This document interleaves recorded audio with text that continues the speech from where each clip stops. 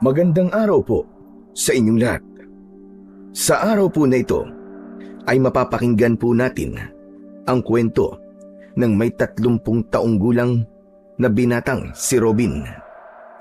Isang magsasaka na naging malupit sa alaga niyang kalabaw. Isang araw, biglang nasaksak ng sungay ng kalabaw ang ama niya na si Mang Lito. Dala ng bugso ng kanyang damdamin ay susubukan niya itong patayin. Pero pipigilan siya ni Lolo Inok, ang matanda na magbibigay sa kanya ng isang kakaibang mutya. Kasabay ng paglaganap ng kasamaan, matutuklasan ng binata ang isang nakapangingilabot na kababalaghan na susukat sa kanyang katatagan. Ano kaya ang hatid ng mutya ng sungay ng kalabaw sa binatang si Robin? Magagawa kaya niyang matalo ang lumalakas na puwersa ng kadiliman? Sama-sama po nating pakinggan ang buhay at pakikipagsapalaran ng binatang magsasaka na may mutya ng sungay ng kalabaw. Ngunit bago po ang lahat, mga idol, huwag po nating kalimutang mag-subscribe, mag-like at i-hit ang notification bell sa aking YouTube channel na The Voice Addict at Apong Isaak para sa mas marami pang makapigil hininga na kwentong aswang at katatakutan mula sa mundo ng kababalaghan. Umpisahan na po natin ang kwento. Pambihira ka naman, Robin, oh. Hindi ka pa babangon dyan sa higaan mo. Abay, tanghali na. Meron pa tayong kalabaw na umaasa sa'yo. Bumangon ka na dyan. Pakainin mo na si Asor. Mamaya na lang po, tay. Inaantok pa ako eh. Nalasing po ako kagabi. Kasama ko si Dondon. Yan. Diyan ka magaling sa pakikipag-inuman mo. Simula nang makilala mo yung si Dondon na yan, naging lasinggero ka na. Tamad at tambay. Kaya hindi ka nakapag-asawa dahil dyan sa ugali mo na yan. Hindi mo ba alam na ang kumakalat na kwento tungkol sa'yo palabulin lang daw kita? Hindi ka na raw nahiya dahil sa kabila raw ng edad mo ay umaasa ka pa rin sa ama mo. Tay naman eh. Ano po bang pakialam ko sa mga sinasabi ng ibang tao? Natural, napakainin niyo ako. Anak niyo ako eh. Tsaka, hindi naman po ako nagmamadali sa pag-aasawa eh. Ay, ewan ko sa'yo. Palagi ka na lamang may katwiran. Sinasabi ko lang naman sa'yo ang mga naririnig ko sa kanila. Nabaguhin mo ng pag-uugali mo. Aba, masama rin naman sa loob ko na pinagtatawanan ka ng ibang tao dahil dyan sa mga pinaggagawa mo. Ang pananim natin nang gumanda naman ang ani natin ng palay. Anak, matanda na ako at hindi ko na kayang tumagal pa sa sikat ng araw. Magkaroon naman sana ng direksyon ang buhay mo, anak. Tay, kahit na ano pong sabihin ng ibang tao sa akin, hindi po ako papaapekto sa kanila. Kaya pwede po ba, tay? Patulugin niyo na muna ako. Puyat ako eh. Tsaka masakit talaga ang ulo ko. Kaya wag niyo na pong pilit sa akin ang gusto niyo. At paano ka naman napuyat, ha? Diyan sa pagtungga mo ng alak, sa pakikipag-inuman mo sa mga kaibigan mo na walang ginawa, kundi ang maglasing at pag-uwi, may ganap pang maghanap ng pagkain sa mga magulang. Ganyan ba talaga ang buhay na gusto mo, ha, Robin? Tay, ano bang kinakagalit niyo sa akin? Dinaig niyo pa nagliliya. At yung tungkol naman po sa pag-aasawa ko, aba, kung kagaya lang po ni nanay ang mapapangasawa ko, hindi bali na lang po. Mas gugustuhin ko pang tumandang binata kaysa malagyan ng ipot ang ulo ko. Robin, pwede ba? Huwag mo mabanggit-banggit sa akin ang pangalan ng nanay mo at umiinit lalo ang ulo ko. Ikaw ang pinag-uusapan dito, hindi yung panloloko ng nanay mo sa akin. Sus, tay, ang sabihin nyo, palagi na lang talagang mainit ang ulo nyo sa akin. Dahil naaalala mo ang ginawa sa'yo ni nanay.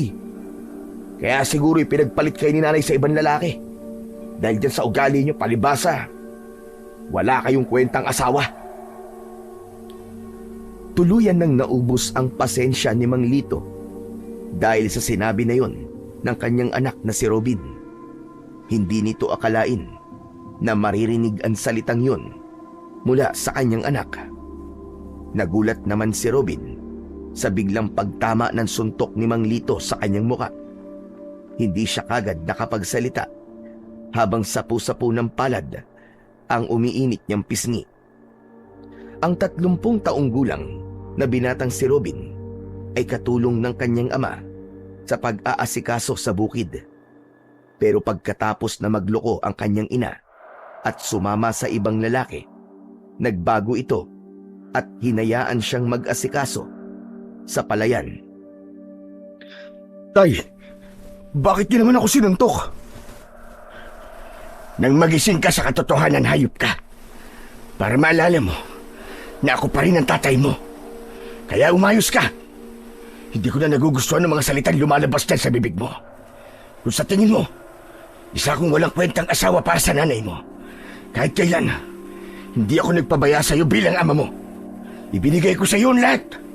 Itinaguyod kita na mag-isa. Kaya sino ka para pagsalitaan ako ng ganyan, ha? Anak lang kita. Bakit, tay? Ayaw niyo bang malaman kung bakit kayo iniwan ni nanay? At kung bakit ipinagpalit kayo sa ibang lalaki? Nang mamatay siya, hindi natin nakita ang mukha niya, tay. Galit na galit ako sa inyo. Galit ako. Dahil hindi mo ipinaglaban ang karapatan natin na makita siya. Kahit sa kahuli-huli ang sandali na buhay niya, tay. Gusto niyo pa rin po bang malaman kung bakit madalas akong umiinom ng alak? Dahil gusto kong makalimot. Gusto kong makalimutan ang kaduwagan na nakita ko sa inyo, tay. Hindi agad nakapagsalita si Mang Lito. Hindi niya matignan ang muka ng anak. Habang si Robin, sumabog na ang galit para sa kanyang ama. Hindi mo naiintindihan kung bakit mas pinili kong manahimik. Wag na wag mo akong pagsasalita ng ganyan, Robin. Dahil wala kang alam sa totoong pinagdadaanan ko. Ang pinag-uusapan natin dito ay trabaho mo, hindi ang kaduwagan ko. Tandaan mo, kapag wala na ako at nag-iisa ka na lang sa buhay mo, may iisip mo lahat ng mga sinasabi ko at magsisisi ka na hindi ka naging mabuting anak para sa akin. Kaya habang maaga pa, magbago ka na, Robin. Ano po bang klase ng pagbabago ang gusto nyo mangyari sa akin, tay? Ginagawa ko naman po lahat ng gusto nyo, ah. Hindi pa rin po ba sapat ang paghihirap ko? Ano po ba ang pamantayan nyo sa pagiging mabuting anak? Ang gusto ko, magsipag ka. Magsikap ka. Ipakita mo sa lahat na hindi ka tamad, na may kwenta kang tao. Wala po akong balak na patunayan sa kanila kung sino ko. Dahil hindi nanggagaling sa kanila ang pagkain na kinakain ko. Isa pa, para nang sasabog ang dibdib ko sa galit. Sa tuwing nakikita ko si Mang Peter, palagi ko siya nakikita sa bukid. At baka hindi ako makapagpigil. Mapatay ko pa siya, tay. Sige na.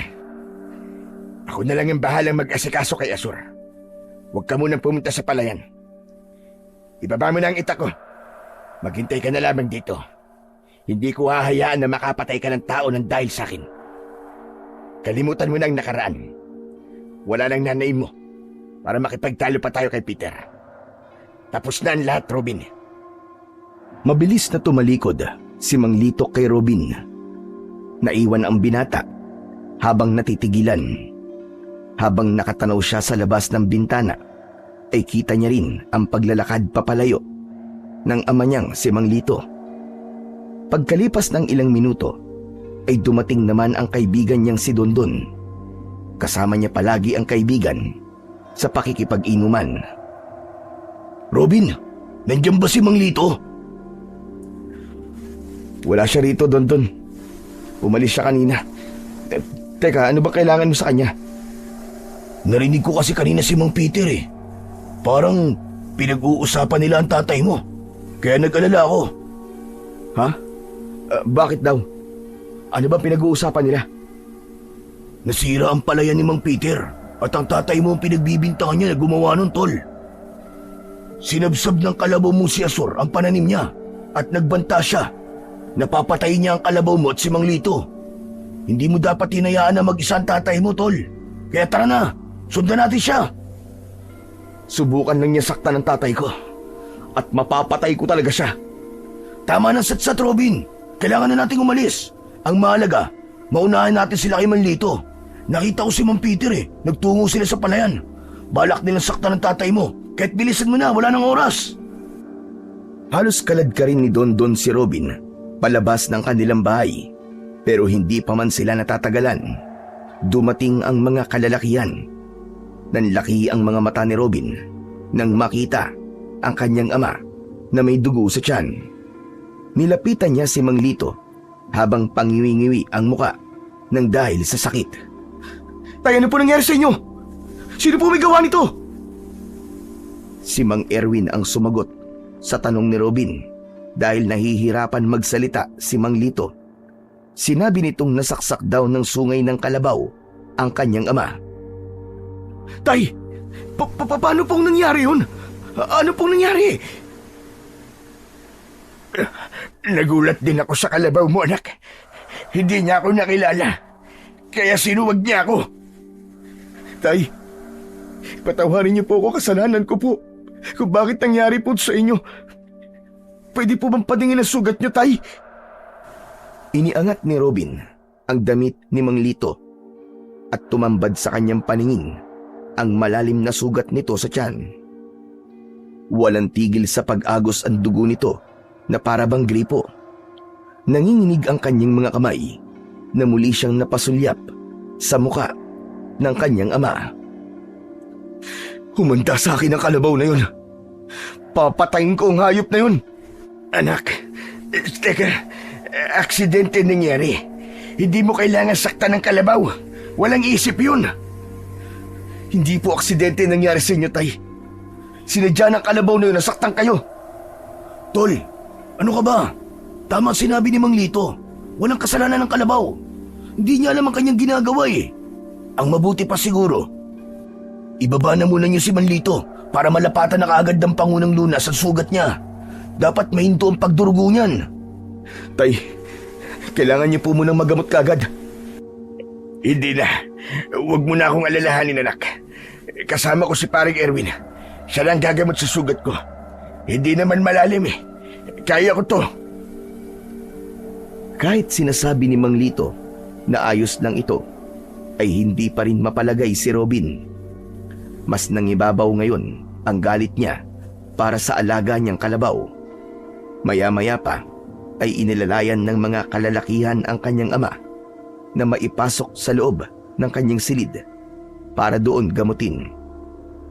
Saktong pagbaba ng katawan nito sa kanilang higaan ay mabilis na kumilos ang mga lalaking nagbuhat dito. Si Dondo naman ay agad na kumuha ng dahon ng bayabas sa labas ng kanilang bakuran at tumulong na rin sa panggagamot kay Mang Lito. Tol, maraming salamat sa tulong mo Pero kailangan ko munang umalis. Dito ka lang Tol, teka lang. Kilala kita Alam kong pupuntahan mo ang kalabaw na nanakit sa tatay mo. Huwag ka nang umalis.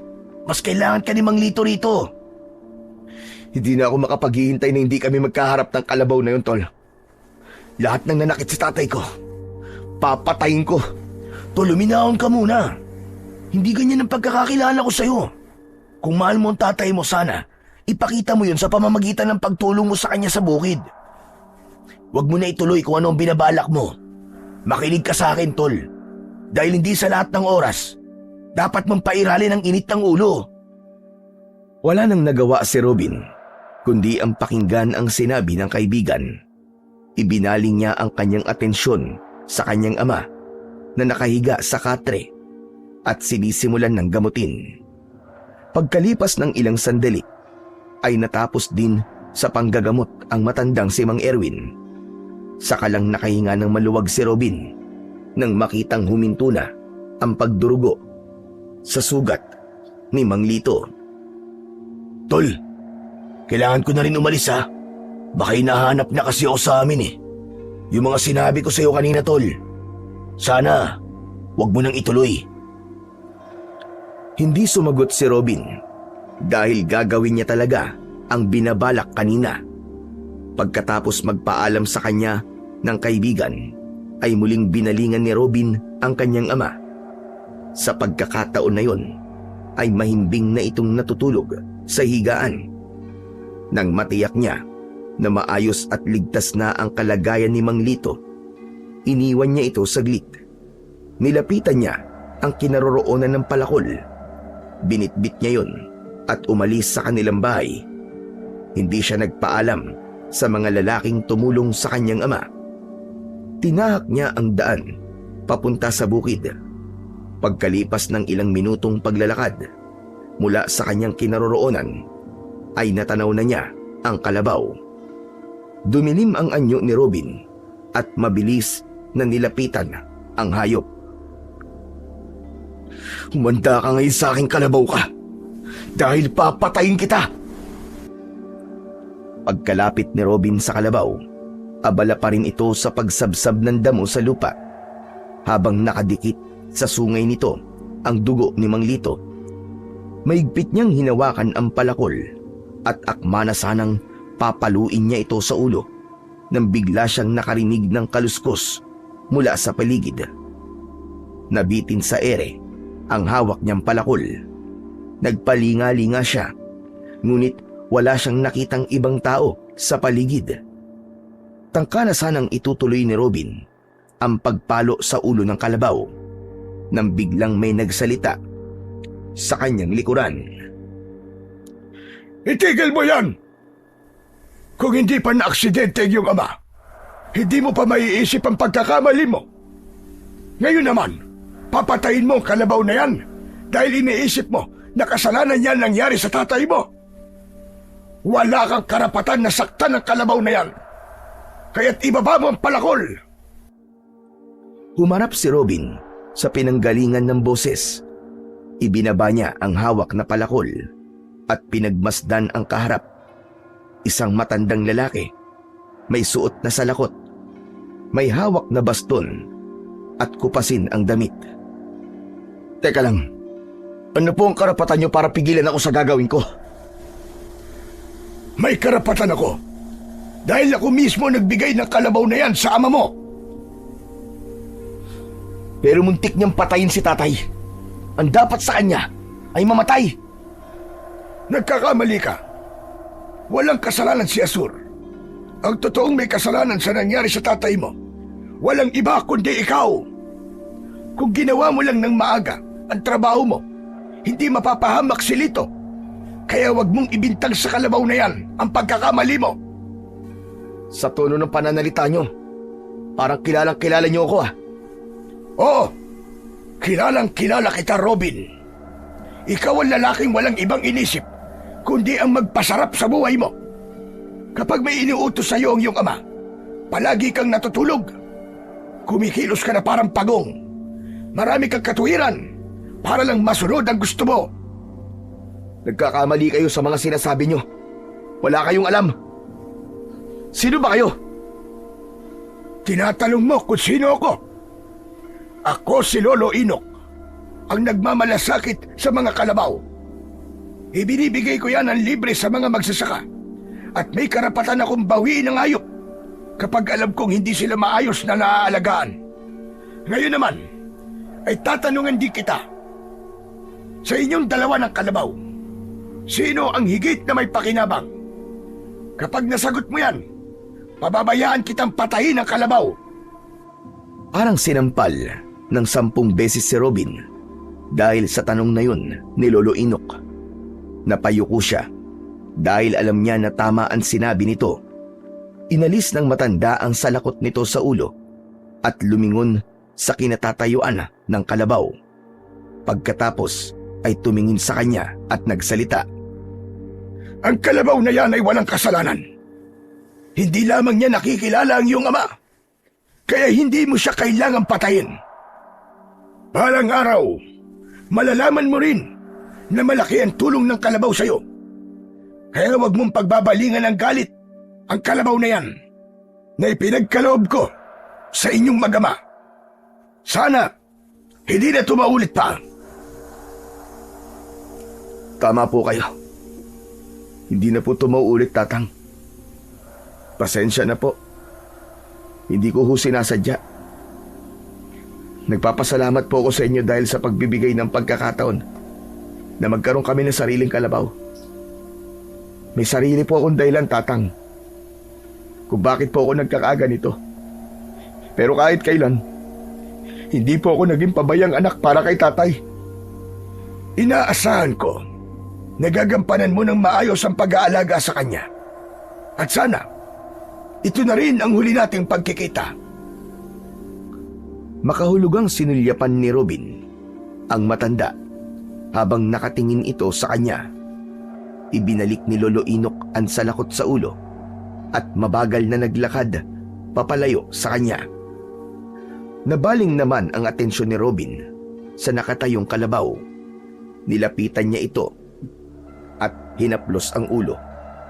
Malungkot na dinampot ng binata ang putol na lubid at itinali yun sa sanga ng kahoy.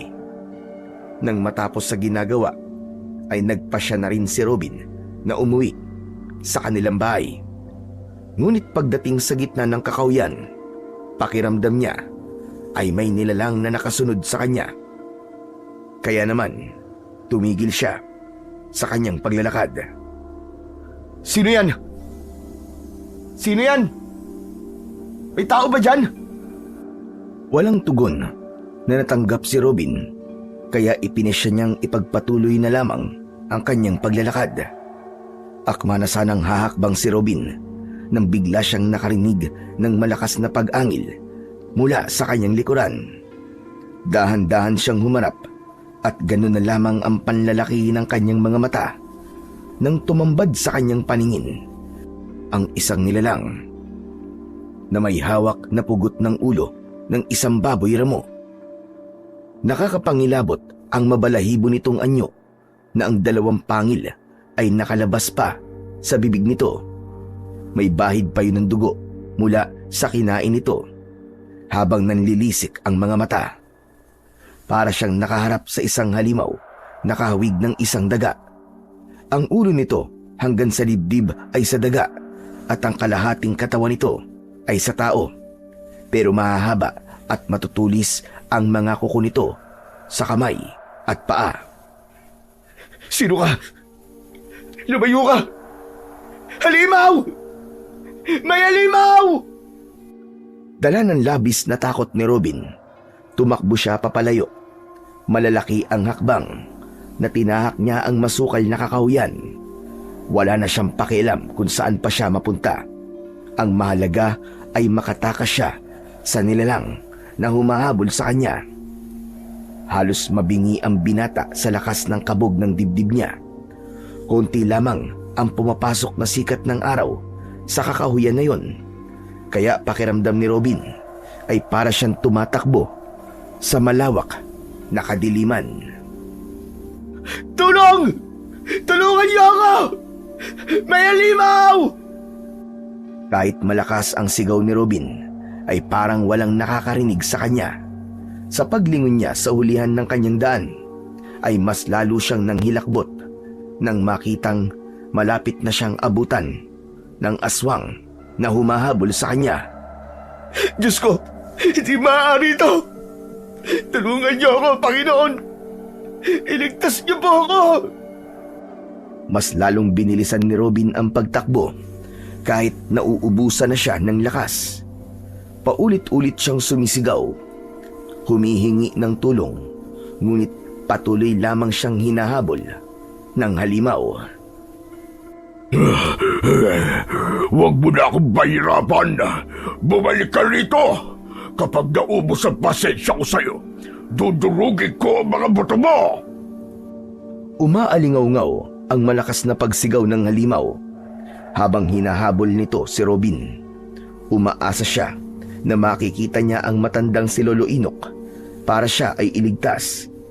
Sinuong ni Robin ang masukal na kagubatan, ngunit bigla siyang natigilan nang tumama sa kanyang batok ang pugot na ulo ng baboy ramo.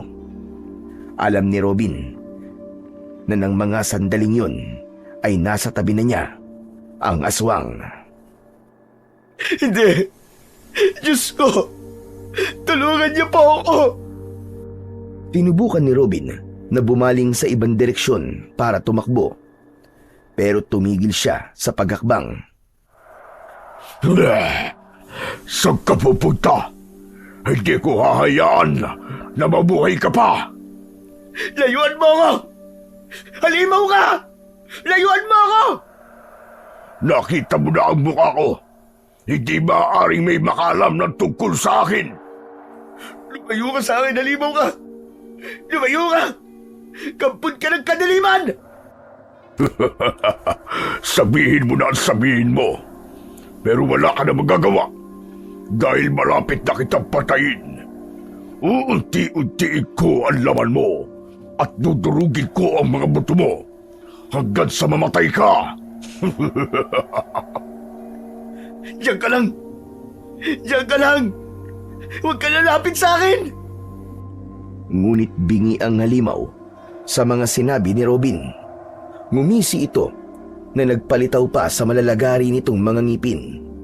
Tumutulo ang malapot nitong laway mula sa bibig na may bahid pa ng dugo. Humakbang ang aswang papalapit sa kanyang kinaroroonan, habang ang dibdib ni Robin ay para ng sasabog dahil sa galit at takot.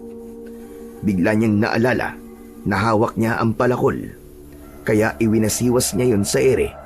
Pero mas lalo lamang naging agresibo ang aswang sa pagsunggab sa kanya.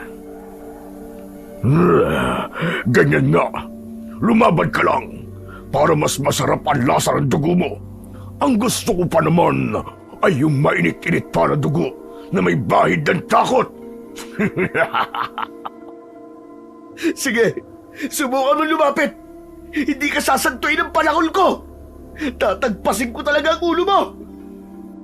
Tinikap ni Robin na mapigilan ang paglapit ng aswang sa kanyang kinatatayuan, pero hindi ito nagpapakita ng takot.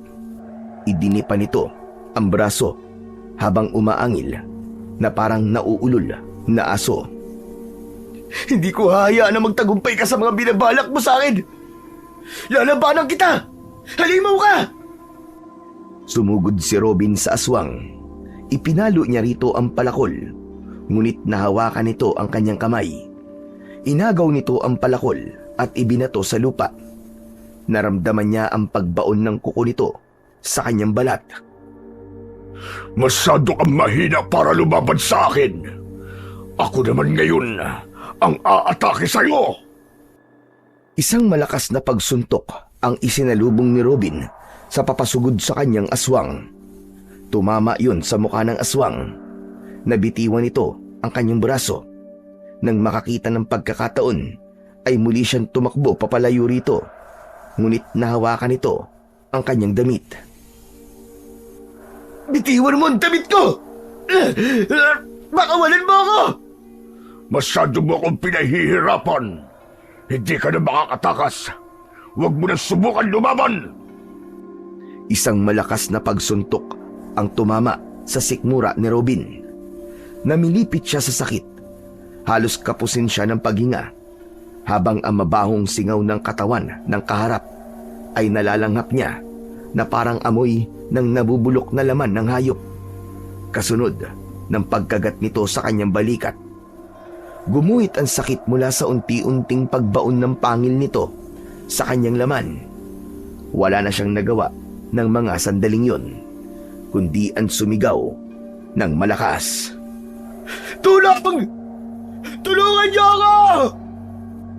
Halos mabaliw na sa takot si Robin nang marinig ang paghigop ng nilalang sa sarili niyang dugo. Pilit na tinutulak ng binata ang muka ng halimaw. Pero dahil malakas ang nilalang, wala siyang nagawa kundi ang tiisin ang labis na sakit.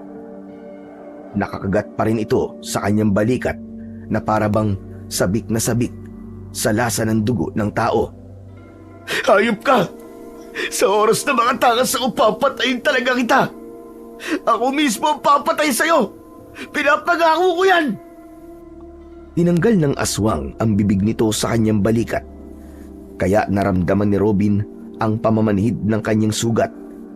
Akma na sanang kakagatin nito ang kanyang leeg nang bigla niyang nakita ang papalapit na kalabaw sa kanilang kinaroroonan. Ubod lakas na itinulak ni Robin ang halimaw, kasunod ng kanyang suntok na tumama sa mukha nito. Napaatras ito ng konti, eksakto sa pagsugod ng kalabaw para atakihin ito. Nagpambuno ang dalawang nilalang habang maririnig sa paligid ang ingay mula sa nagkikiskisa na kuko ng aswang at sungay ng kalabaw.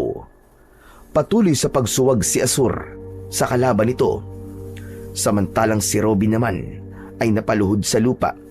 Sapu-sapu ng kamay ang balikat para pigilan ang pagbulwak ng dugo mula sa kanyang sugat. Bigla siyang nakaramdam ng panghihina ng katawan. Pagkatapos ay muling napatingin sa kalabaw. Nakita niya na sakal na ng halimaw ang leeg ni Azur. Pagmasdan mo kung paano kung papatayin ang kalabaw mo! Pagmasdan mo! Mula sa harapan ni Robin, pinilipit ng halimaw ang leeg ng kalabaw. Bumagsak ito sa lupa, kasunod ng pagwakwak ng halimaw sa tiyan nito. Nanlaki ang mga mata ni Robin. Nabigla siya sa kanyang mga nasaksihan. Papatayin kita!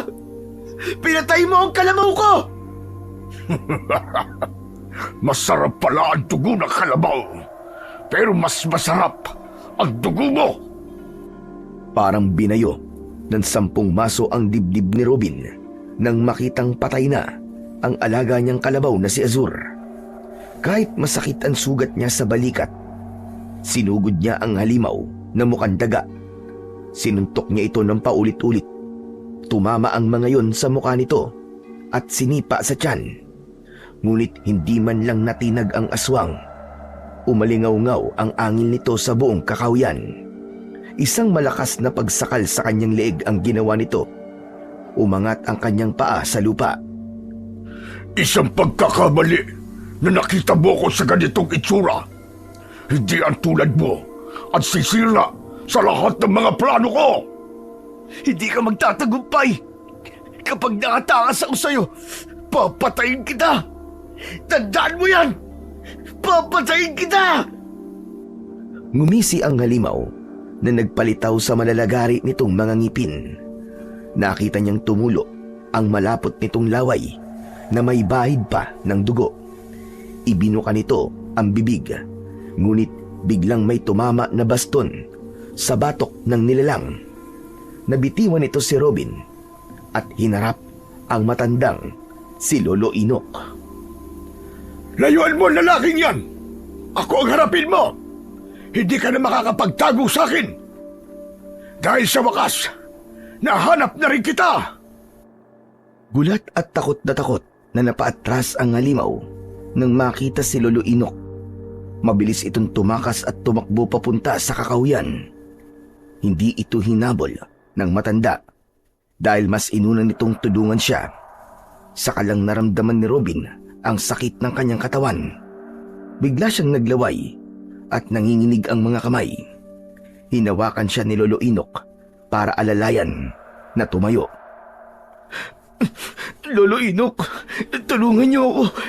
Sobrang sakit po ng sugat ko sa balikat. Bakit hindi ka kasi nag-iingat? Muntik ka nang mapahamak kanina. Mabuti na lang at sinundan ko si Azur. Bakas sa boses ni Lolo Inok ang pag-aalala, pero mas nangibabaw naman ang galit nito. Napansin ni Robin na nakatingin ang matanda sa nakahandusay na kalabaw sa lupa.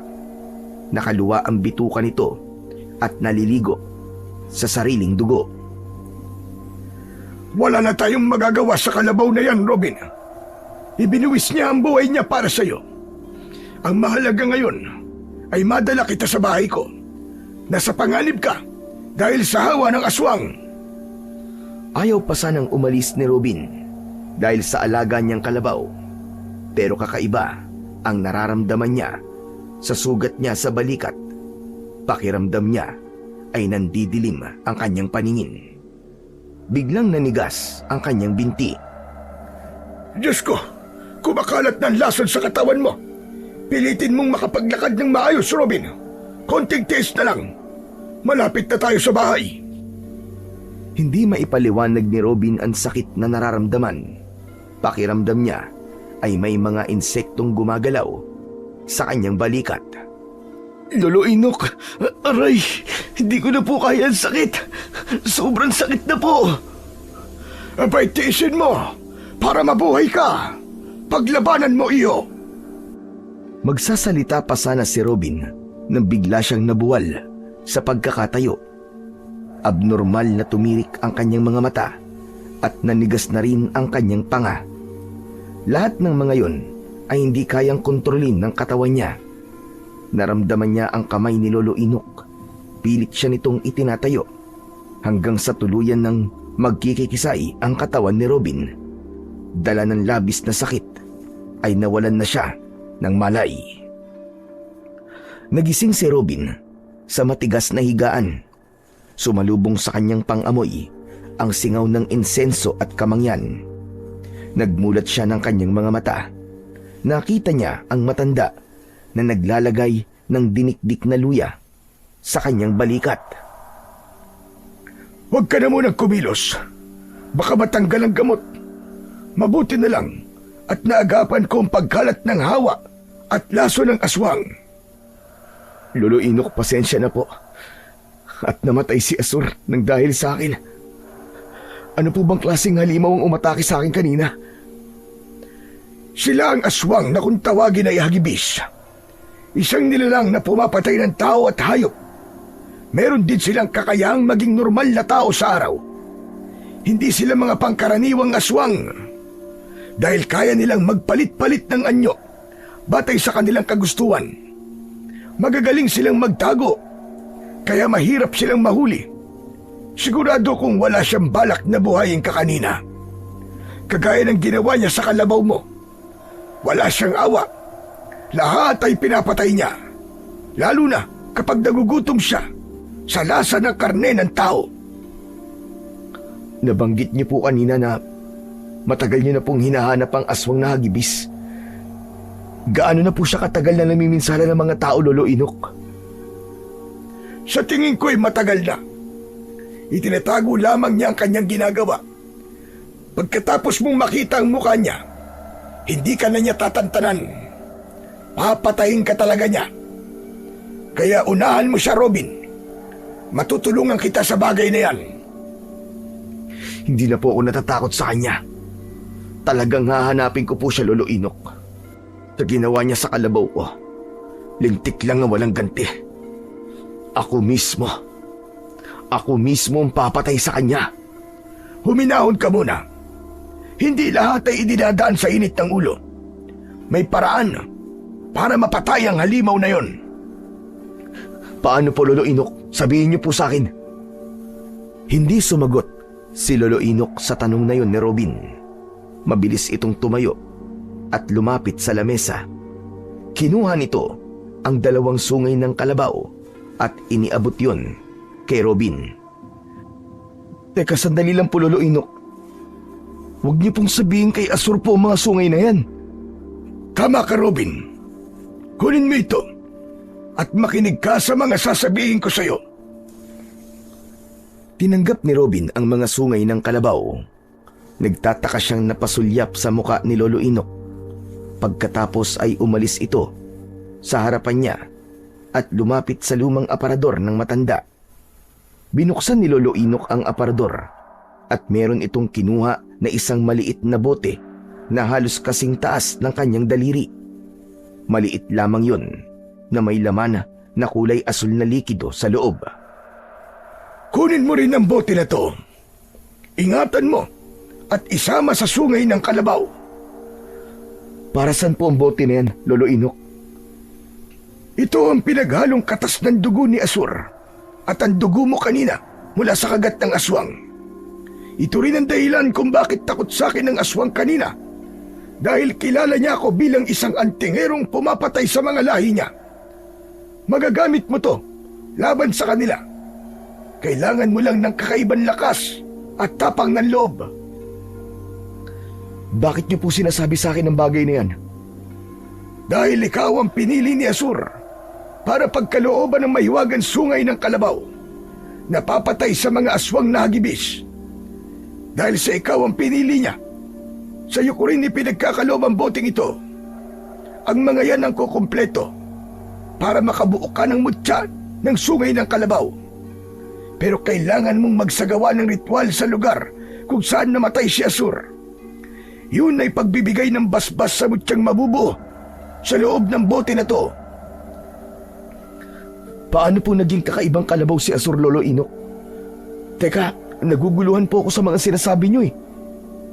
Hindi mo kailangan maguluhan. Dahil tinutulungan na kita para labanan ang lumalakas na puwersa ng mga aswang na hagibis. Tinanggap ni Robin ang maliit na bote. Sinipat niya yon sa konting liwanag ng gasera. Nakita niya na gumagalaw ang likido sa loob ng bote. Naghalo ang kulay ng dugo sa kulay asul na likido sa loob ng bote. Si Lolo Inok naman ay nanatiling nakatayo sa kanyang harapan at nakatitig sa hawak niya na bote. Gamitin mo ang 2 sungay ng kalabaw bilang sandata mo. Pero ang mabubuong mutya sa loob ng likido na hawak mo, yan ang tunay na magbibigay sa iyo ng bisa ng kapangyarihang tatalo sa mga aswang na hagibis. Ang buong akala ko po, Lolo Inok, mabubuting tao lang po ang binibigyan ng ganitong klaseng kapangyarihan. Dahil lahat ng masama ay may karapatang magbago. Ingatan mo yan. At kapag natapos ka sa pagsasagawa ng ritual, kusang maghihilom ang sugat mo sa katawan. Huwag mong sayangin ang buhay ni Asur kapalit ng mutya na yan. Iligtas mo ang mga tao. Pero Lolo Inok, bakit po ako? Bakit ako po napili? Marami naman po dyan na masigit na karapat-dapat sa mutya kumpara po sa akin. Tulad ng sinabi ko, si Asur ang pumipili sa bagong tagapangalaga. Siya lang din ang magpapasya kung kanino niya ibibigay ang kanyang sungay. Kung sino ang iniligtas niya at pinagbuwisan niya ng buhay, yun din ang taong napili niya para sa mutya. Siguro nakita niya na may kakayahan kang maging isang bagong tagapangalaga. Kaya naman ipinagkatiwala niya sa iyo ang kapangyarihan ng sungay. Huwag mong bibiguin ang tiwalang ibinigay sa iyo ni Asur. Ngayong gabi, simulan mo na ang pagsasagawa ng ritual. Hindi na yan pwedeng ipagsabukas pa dahil sa oras na umulan at mabura ang dugo ni Asur sa lupa. Mawawalan na ng bisa ang kapangyarihang taglay ng mutya at ng mga sandata. Sige o, ituro niyo po sa akin kung paano po magsagawa ng ritual at sisimulan ko ng pagbuo sa bisa ng mutya. Isaulo mo ang orasyong nakadikit sa bote. Gagawin mo yon nang nakapikit at humiling ka ng salita na bukal sa loob mo. Sa gitna ng bakas ng dugo ni Asur, doon ka uupo. Pero bago yon, meron pa akong hindi nasasabi sa iyo. Umayo si Lolo Inok at hinawakan siya sa kanyang balikat. Nilapitan nito ang lumang aparador na binuksan kanina at nilakihan ang pagkakabukas nun. Tumumbad sa kanyang paningin ang maraming bote na merong iba't ibang kulay. Humarap sa kanya si Lolo Inok at sumenyas ito na lumapit siya sa kinaroroonan ng aparador. Pasensya ka na. Hindi kita masasamahan. Kailangan mong harapin ng mag-isang tungkulin na nakaatang sa'yo. Hanggat maaari ay walang dapat na makaalam tungkol sa kapangyarihan mo. Pagmasdan mo ang bote na to. Lolo, para saan po yan? Bakit marami po kayong bote at garapon na naglalaman ng iba't ibang klaseng likido?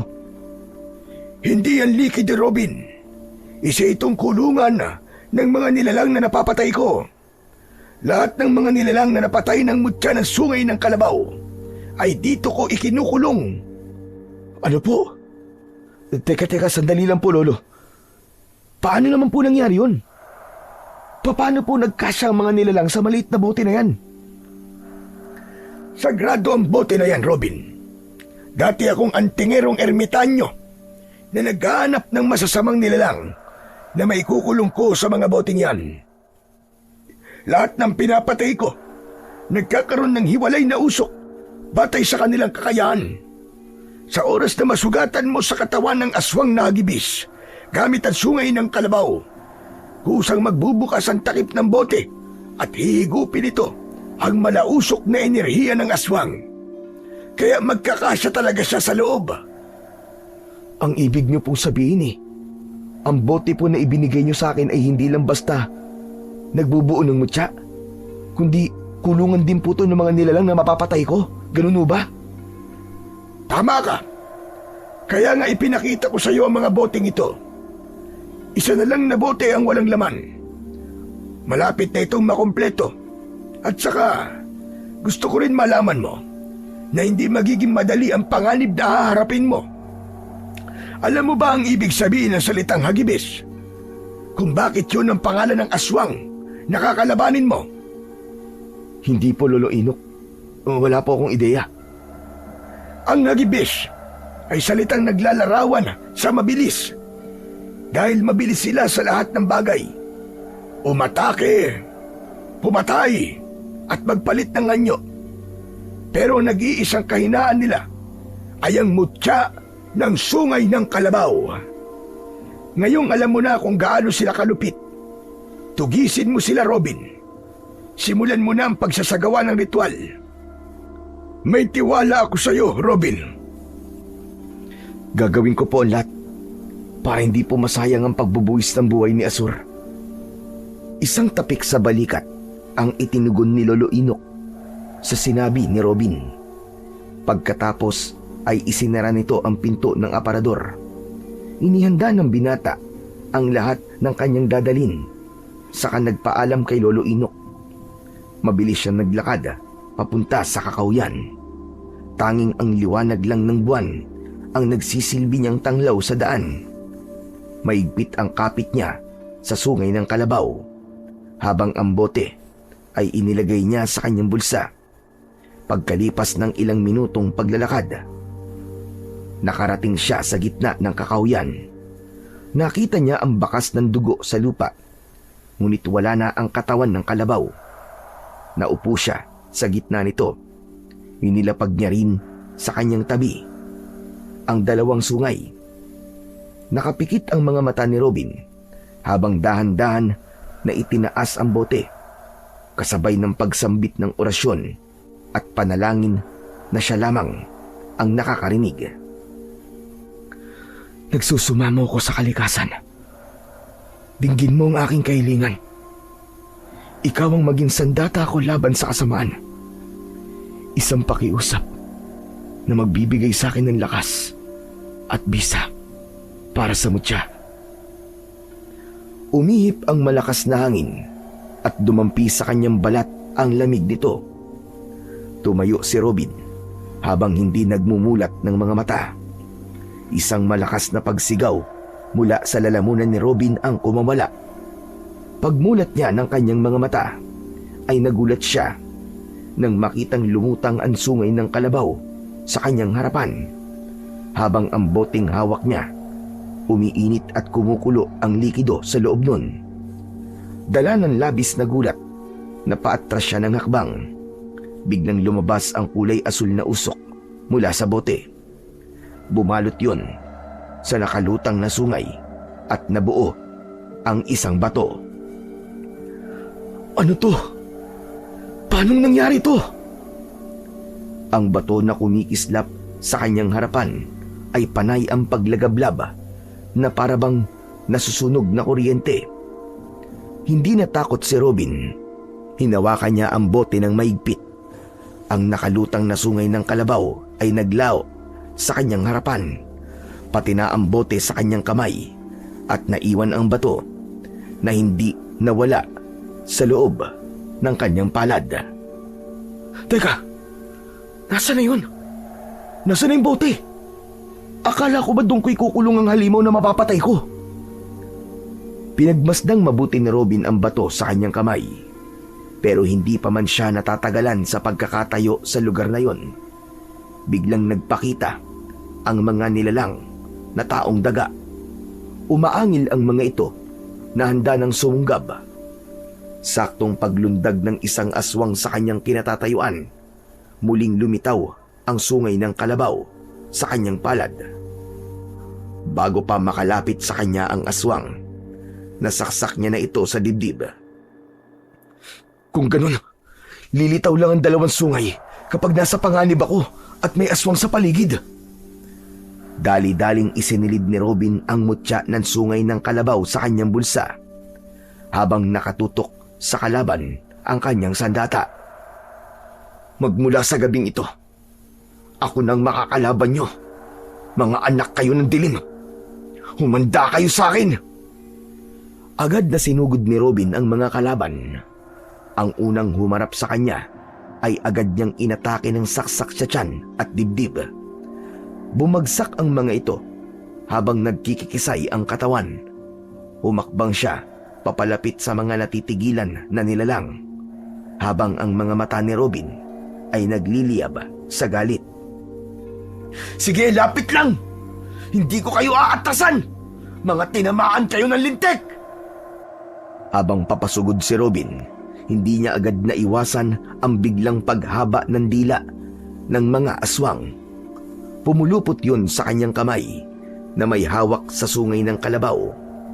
Pero dahil sa nagliliyab niyang sandata at kamao, napaso at nasunog ang dila ng mga halimaw. Agad na nilukso ni Robin ang dalawang hagibis sa kanyang harapan. Bawat hampas at saksak niya sa katawan ng mga ito gamit ang sungay ay umaangil ang mga ito na parang asong nasasaktan. Heto pa! Tikman nyo ngayon ang ganti ko sa lahat ng pamiminsala nyo sa mga taong nakatira dito! Walang pinalampas na pagkakataon si Robin. Lahat ng tamaan ng sungay ng kalabaw ay agad na nagliliyab at nasusunog ang katawan. Ang natitira naman na mga aswang ay sabay-sabay na umatake sa kanya. Mabilis na sinalubong ng binata ang mga kalaban. Bawat ikot niya ay isa-isang bumabagsak ang mga ito sa lupa habang sumusuka ng dugo. Sa kanya gigilitan ang leeg gamit ang matutulis na dulo ng sungay. Pagkatapos na mapatay ni Robin ang lahat ng mga aswang, tumayo siya habang pinagmamasdan ang mga nagkalat na abo sa lupa. Humihingal na tinignan ni Robin kung paano naglaho ang sungay ng kalabaw sa palad niya. Ang maiwagang bote na lang ang kailangan kong matutunan kung paano palalabasin. Sa tingin ko, may mga bagay pa akong dapat na matutunan. Pero sa ngayon, nagawa ko ng labanan at paslangin ng mga aswang. Natuklasan ni Robin na kusang naglalaho ang sungay ng kalabaw kapag wala na ang banta ng mga aswang sa paligid. Maya-maya pa ay nakarinig siya ng yabag ng mga nagroronda mula sa mga kalalakihan. Nakita niyang lumiwanag ang sulo ng mga ito sa kakahuyan. Papunta yun sa kanyang kinaroroonan.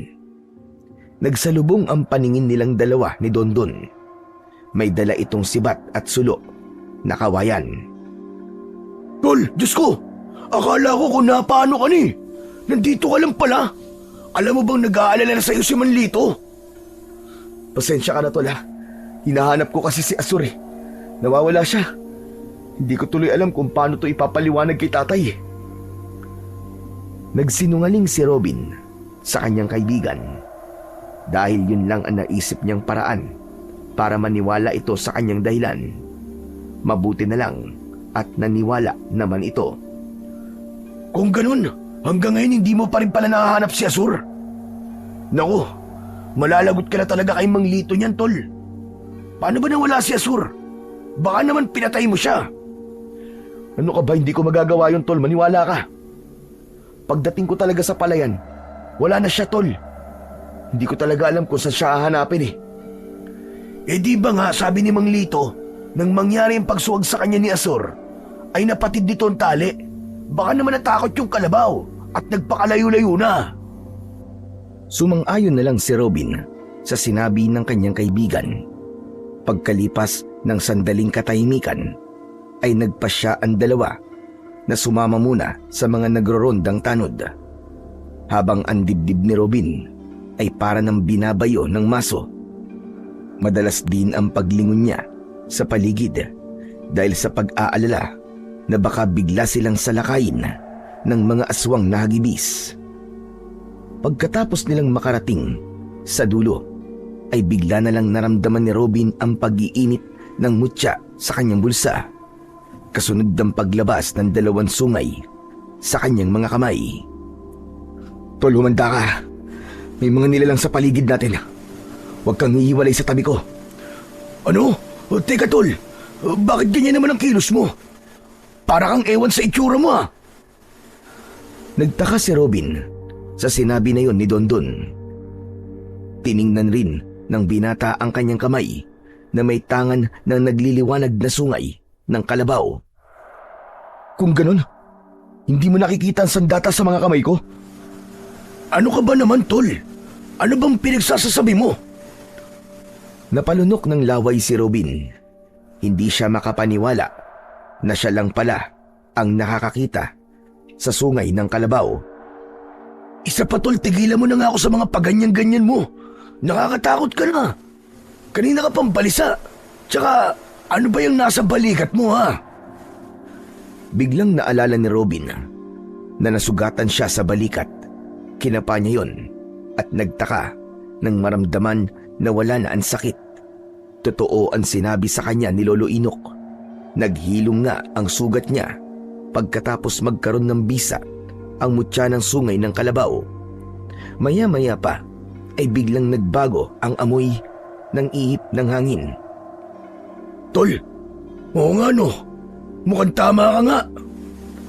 Sinundan ni Robin ang tinitignan ni Dondon. Lahat ng mga tanod na nasa harapan nila ay umatras, nakikiramdam sa mga nilalang na nakaharang sa kanilang daraanan. Agad na nagpasirko-sirko sa ere si Robin at hinarap ang mga aswang. Mga diablong buwang kayo! Ako ang harapin ninyo! Robin, ano bang pinagagagawa mo? Pambira ka naman, oo! Ngayon ka pa ba talaga magyayabang? Hindi ako nagyayabang, Tol. Dahil kaya ko talaga silang labanan. Muling hinarap ni Robin ang mga kalabang aswang. Maigpit niyang hinawakan ang 2 sungay ng kalabaw at lumikha yun ng malakas na liwanag na tanging siya at ang mga aswang lang ang nakakakita. Napayuko ng muka ang mga hagibis dahil nasilaw sila sa liwanag. Sinamantala ng binata ang pagkakataon. Agad siyang umatake at kinalaban ang lahat ng mga nilalang na nakaharang sa kanilang daraanan.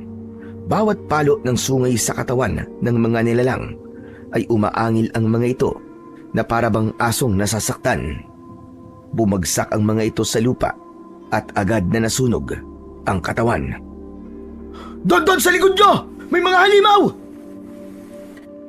Ngunit huli na para pigilan ni Robin ang mga kalaban na patraidor na umatake sa kanila. Tinulungan niya si Dondon na napapailaliman ng aswang, ngunit biglang tumama ang malakas na suntok sa kanyang tiyan. Bumagsak siya sa lupa. Akma na sanang babangon siya nang makita niya ang nakatayong nilalang sa kanyang harapan. Ito ang halimaw na pumatay kay Azur. Akala mo ba ay hahayaan pa kitang makatakas? Magpasalamat ka at nakita ko ang pakilamerong matanda na yun. Pero ngayon, sisiguraduhin ko na mamamatay ka na. Hindi mo yan magagawa dahil lalabanan kita ng sabayan. Pinatay mo ang kalabaw ko, hayop ka. Kaya't papatayin din kita. Umalingaw-ngaw ang pag-angil ng pinuno ng mga aswang. Hindi natinag si Robin. Umatake siya rito, pero sinalubong siya nito ng malakas na suntok sa sikmura. Dinampot siya nito sa pamamagitan ng pagsakal sa kanyang leg. Ibinalibag siya nito sa lupa ng paulit-ulit hanggang sa tumilapon siya sa damuhan habang namimilipit sa labis na sakit. Ang naglalagablab na sungay ng kalabaw sa kanyang kamay ay tuluyang naglaho. Bumakas ang pag-aalala sa muka ng binata. Hindi ba sinabi sa'yo ni Inok na ang kapangyarihan na naipasa sa'yo ay walang lakas para labanan ako? Anong ibig mo sabihin, hayop ka? Hindi mo ba natatandaan na ako ang pumatay sa kalabaw mo? Ang ibig sabihin nun, mahina ang pisa ng mutya sa akin. Dahil ako ang pumatay sa tagapangalaga ng mutya. Ang saya naman.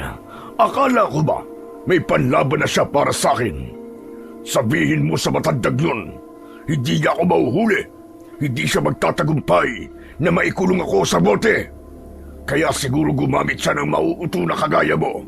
Dahil hindi niya ako kaya. Malakidlat itong lumapit kay Robin. Dinampot nito ang damit niya at muli siyang inihagis sa kinaroroonan ni Dondon na nawalan na rin ng malay dahil sa kagat ng aswang. Gumapang si Robin. Naramdaman niya ang takot. Nabigo siya sa unang pagkakataon. Akma na sanang kakagatin siya nito nang biglang lumitaw ang isa pang hagibis at sinunggaban nito ang pinuno ng mga aswang. Nagpambuno ang dalawang nilalang sa harapan niya, pero sadyang malakas ang katawan ng pinuno ng mga aswang at nagawa nitong suntukin ng 5 beses sa dibdib ang nilalang na tumulong kay Robin. Itigil mo yan, hayop ka! Ako ang harapin mo! Ngumisi ang halimaw at umalingaw-ngaw ang malakas na halakhak. Nakadipa ang kamay nito habang humakbang papalapit sa kanyang kinatatayuan. Bago pa man siya makapaghanda sa muling pagsugod ng aswang, ay nilundag na siya nito at kinalmot sa dibdib. Ramdam na ramdam ni Robin ang sakit, pero lumaban siya. Gumanti siya rito ng malakas na suntok. Tumama yun sa mukha nito, pero hindi nito ininda ang sakit. Lalabanan kita kahit wala na akong kapangyarihan! Dala ng galit, binayo ni Robin ng suntok ang muka ng kalaban. Bawat suntok niya ay unti-unting lumitaw ang malakas na liwanag mula sa mutya na nasa loob ng kanyang bulsa. Ubod lakas niyang sinuntok ang dibdib ng aswang na hagibis. Ito na ang magiging katapusan mo! Hayop ka! Sinalag ng aswang ang suntok ni Robin, saka gumanti ito ng suntok sa kanyang muka. Pasadsad siyang bumagsak sa lupa. Ang halimaw naman na tumulong sa kanya ay abala rin sa pagliligtas sa mga tanod, habang si Dondon ay wala pa ring malay. Lumapit ng konti ang pinuno ng mga aswang at kinausap siya. Dahan-dahan namang tumayo ang binata at nilabanan ng titigan ang aswang. Hindi tayo totoong magkalaban dito. Huwag kang pauutos sa may-ari na kulay asul na bote. Natitiyak ko na maliban sa sungay ay nasa iyo rin ang bote, tama ba? Gumagamit ka na mahiwagang kulungan ng mga nilalang na kagaya ko na hindi mo inaalam kung ano ang magiging kapalit nito. Inilabutan sa katawan si Robin sa sinabing yun ng aswang na hagibis. Anong ibig mo sabihin? Nahulog ka sa isang patibong ng matandang hukluman na akala mo'y kakampi mo. Isa kang tanga. Hindi ka marunong mag-isip. Huwag mo na subukan linlangin ang isip ko, hayop ka. Hindi ako naniniwala sa'yo. Alam ko na mga kagaya mo ay gagawin ang lahat para maisahan ako. Pakinggan mo mga sasabihin ko. Ang kulungan na bote na nakita ko kanina habang nagsasagawa ka ng ritual ay isang uri ng balanse ng buhay. Kapag hindi ako nasugatan ng mutya na sungay na kalabaw, ikaw ang makukulong sa bote. Magpasalamat ka at sinasabi ko to sa'yo para makapag-isip ka. Natigilan si Robin. Walang sinabi sa kanya si Lolo Inok tungkol sa bagay na yon. Sa pagkakataon yun, ay bumundol ang pag-aalala sa kanyang dibdib. Oh, natigilan ka yata. Hindi mo alam dahil niloko ka niya. Tama ba? Layunin niya na magkulong ng mga kaluluwa sa aparador na matagal niya lang ipunan ng bote. Sa oras na hindi mo ako mapatay, pagsapit ng pagbilog ng buwan, ikaw ang makukulong sa bote na dala mo. Hindi mo ba tatanungin kung bakit? Bakit? Isang karagdagang kapangyarihan para sa kanya ang magkulong ng mga nilalang na may masasamang ugali. Wala kang kaalam-alam na ginagamit kanya para hulihin ako. At kapag hindi kita pinatay, ako naman ang makukulong sa sisidlan. At hindi ko yun hahayaan. Nasa ilalim ka na kanyang kapangyarihan. Ni hindi mo alam na nagkaroon ka ng parusa dahil sa pagiging malupit mo sa mga hayop. Kaya ngayon pa lang, tigilan mo na ang pakikipaglaban sa akin. At sa halip, umisip ka ng paraan kung paano mo ito matatakasan. Tuluyang gumuho ang pag-asa ni Robin nang maintindihan niya kung ano ang ibig sabihin ng aswang. Niloko siya ni Lolo Inok at nahulog sa patibong nito. Hindi pa ito tamang oras para magpatayan tayo. Binibigyan kita ng pagkakataon na mag-isip.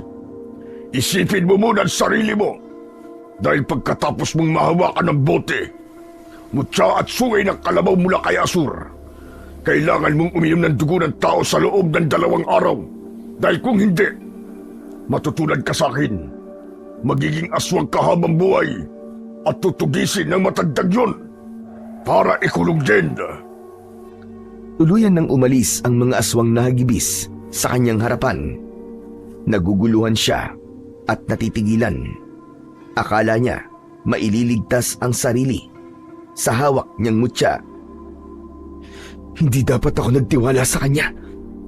Hindi ko dapat tinanggap ang mutya na sungay ng kalabaw. Hindi. Hindi maaari ito. Pero teka, baka naman niloloko lang niya ako. Kailangan kong malaman kung ano talaga ang totoo. Pagkalipas ng sandaling katahimikan, nagkamalay na rin ang kaibigan niyang si Dondon. Habang ang halimaw na tumulong sa kanya kanina ay mabilis din na nawala. Paano nangyari to? Niloko ko ng matandang yun. Magtutuos kami. Lalabanan ko siya. Robin, tol! Anong nangyari? Bakit ka nagkakaganyan? Oh, nasaan ang mga aswang? Umalis na sila, tol. Ang mabuti pa, mauna na kayong umuwi sa bahay. May pupuntahan lang ako. Oh, saan ka ba papupunta? Kailangan muna natin na umalis sa lugar na to, tol. Baka bumalik pa ang mga nilalang na yun eh. Tara na! Kanina ka pang hinihintay ni Mang Lito. Isa pa, marami ang nasugatan sa mga tanod. Mas kailangan nila ang tulong natin para magamot sila kagad. Kaya halika na, tol. Umuwi na tayo. Wala na ngang nagawa si Robin kundi ang sumama sa kaibigan. Inalalayan nilang maglakad ang mga sugatan na tanod. Pagkalipas ng ilang minutong paglalakad, narating nila ang baryo. Inihatid na muna nila sa paggamutan ang mga tanod. Nagpaiwan naman si Dondon dahil nasugatan din ito sa pakikipaglaban sa mga aswang. Pagkatapos ay nagpasya na ang binata para umuwi. Pagdating ni Robin sa kanilang bahay, dumiretso siya sa kwarto ng kanyang ama para tingnan ang kalagayan nito. Nadatnan niyang balot ng kumot ang katawan nito na para bang nilalamig. Tay, nandito na po ako. Pasensya na po kayo kung ginabi po ako ng uboy. Nag-aalala lang ako sa'yo, anak. Bakit ba ang tagal mong umuwi? Pati si Dondon, hindi na rin nakabalik. Tay, ang totoo niyan, sinalakay po kami ng mga aswang kanina. Marami po nasugatan, pati po si Dondon. Tsaka si Asur po, tay. Wala na rin po siya. Pinatay po siya ng aswang na hagibis. Ibinuwis po niya ang buhay niya para sa akin. Tay, patawarin niyo po ako. Kung hindi ako naging mabuting anak sa inyo. Pagkatapos po ng mga nangyari sa akin, tay, kanina, bigla ko po kayo naalala. Nagsisisi po ako na naging pasaway po ako sa inyo. Anak, hindi ka pa naman gumagawa ng kasalanan sa akin. Matagal na kitang pinatawad. Patawarin mo rin ako, anak. At kung humihingi ka ng tawad sa akin dahil namatay ang alaga mong kalabaw, huwag mo nang isipin yun. Ang mahalaga ay ligtas ka at walang nangyaring masama sa'yo. Sige, tay. Magpapahinga na lang po muna ako. Bukas na lang po tayo mag-usap. Wala nang narinig na salita si Robin mula kay Mang Lito.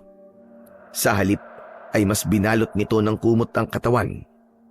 Tinalikuran niya ang kanyang ama at pumasok sa loob ng kanyang silid. Pagkapasok ni Robin sa loob ng kanyang kwarto, mabilis siyang nagpalit ng damit. Saka nahiga sa katre na gawa sa kawayan. Dala ng pagod ay agad na nakatulog ang binata. Kinabukasan ay nagising si Robin sa malakas na pagtawag ni Dondon mula sa labas ng kanilang bahay. Napabalikwas siya ng bangon. Agad siyang lumabas ng bahay at hinarap ang kaibigan. Butil-butil ang pawis nito sa noo na hinahabol ang sariling hininga. Robin! Robin, bilisan mo! Sumama ka sa akin! Ha? Bakit, tol? Saan tayo pupunta? Tsaka mukhang hingal na hingal ka. Ano ba nangyayari? May sumira ng mga pananim nyo. Halika, sumama ka sa akin, tol. Ikaw na ang umusga. Huwag mo na lang isama si Manlito. Baka lumala pa ang sugat niya eh. Tara na. Bilisan mo na, tol. Pablot na hinila ni Dondon si Robin. Mabilis silang tumakbo papunta sa kinaroroonan ng kanilang palayan. Pagkalipas ng ilang minutong pagtakbo, narating nila ang bukid. Tumambad sa kanilang paningin ang nangyari sa kanilang mga tanim. Wala na ang bunga ng mga palay. Ang gitna ng taniman, maraming nagkalat na lamang loob ng mga tao at hayop. Pati ang mga nakikiisyoso sa lugar ay hindi rin makapaniwala sa mga nasaksihan. O di ba? Nakita mo na? Sabi ng matatanda, masamang pangitain daw to. Isang palatandaan ng muling pagsalakay ng mga kampo ng kadiliman. Ibig sabihin nito, may banta sa buhay nyo, tol. Sa dinami-rami ng kanilang sisirain, palayan pa namin ang napili nila. Pagsasayang ng pagkain ang tawag dito. Hindi pangitain. Alam na ba to ni Kapitan? Tol, wala na rin si Kapitan. Kasama siya sa mga pinatay na mga aswang kagabi. Ang mga katawan na nagkalat dyan sa palayan nyo, sila ang pamilya ni Kapitan. Wala nang tutulong sa atin, Robin. Gulat na napatingin si Robin sa mukha ng kanyang kaibigan. Hindi siya makapaniwalang nangyari ang lahat ng yon sa isang gabi lang. Isa-isang pinulot ng mga tao ang nagkaluray-luray na katawan ng mga biktima habang inilalagay yon sa sako. Umalingasaw rin ang mabahong amoy mula sa dugong nagkalat sa lupa. Hindi na nakatiis si Robin. Nakiusap siya sa mga taong naroroon. Mga kasama, makinig kayong lahat sa akin. Sa mga panahon na to, kailangan natin magtulungan. Kung di tayo kikilos, mauubos tayong lahat ng mga aswang na yon. Panahon na para tayo naman ang tumugi sa kanila. Umatras ang mga taong nakikiusyoso nang marinig ang sinabi ni Robin. Hindi nila gustong lumaban. Takot na sila dahil sa nakitang katawan ng mga biktima. Umalis ang mga ito sa kanilang harapan. Naiwan silang dalawa ng kaibigan niyang si Dondon. Wala na tayong magagawa, tol. Natakot sila sa kanilang mga nasaksihan. Nakita mo naman siguro ang mga mukha nila. Kung ganun, ako na mismo ang kikilos. Hindi ko maaaring palampasin ang ginawa ng mga aswang nagibis. Kung walang lalaban sa kanila, mauubos tayong lahat dito. Teka, saan ka pupunta, tol? Mapanganib ba naiisip mong gawin? Nakita mo naman, di ba, kung gaano sila kalakas. Ang mga tanod na nakasama natin kagabi, lahat sila ay takot na rin sumama sa atin sa gubat. Lahat sila nagkukulong na lang sa bahay at hindi na makausap dahil sa labis sa takot. Tol, paano ko mapahama ka? Dondon, hindi na ako takot mamatay. Mas takot ako kapag wala akong ginawa habang unti-unting inuubos ng mga aswang na yun ang lahat ng tao rito sa baryo natin. Kung di ka magpapapigil, tol, sasama ako sa'yo. Hindi ka maaaring mag-isa sa laban na to. Walang iwanan. Magkaibigan tayo, di ba? Kailangan ko munang umalis. May kakausapin lang ako, tol. Sige na, umuwi ka na muna sa inyo. Pupuntahan na lang kita kapag maayos na ang lahat. O sige, mag-iingat ka. Magkita na lang tayo. Pero habang wala ka, maghahanap ako ng mga tao na makakasama natin sa pagroronda mamayang gabi. Isang tangulang ang itinugon ni Robin sa sinabi ng kanyang kaibigan na si Dondon. Pagkatapos ay iniwan niya ito sa palayan at naglakad papunta sa bahay ni Lolo Inok. Mabilis niyang tinaak ang daan papunta sa gitna ng kakahuyan. Pagkalipas ng ilang minutong paglalakad ay natanaw na niya ang bahay ni Lolo Inok. Nakita niya ang matanda na abala sa pagdidikdik ng luya. Nilapitan niya ito. Lolo Inok, kailangan po natin mag-usap. Tungkol ba saan?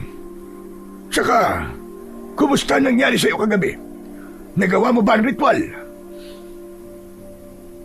Biglang natigilan si Robin sa tanong ni Lolo Inok. Hindi dapat malaman ng matanda na meron siyang natuklasan kagabi. Huhulihin niya ito sa paraan na naiisip niya. Opo. Nasa bulsa ko na po, mutya. Marami po akong nakalaban na aswang kagabi. Lahat po sila napatay ko.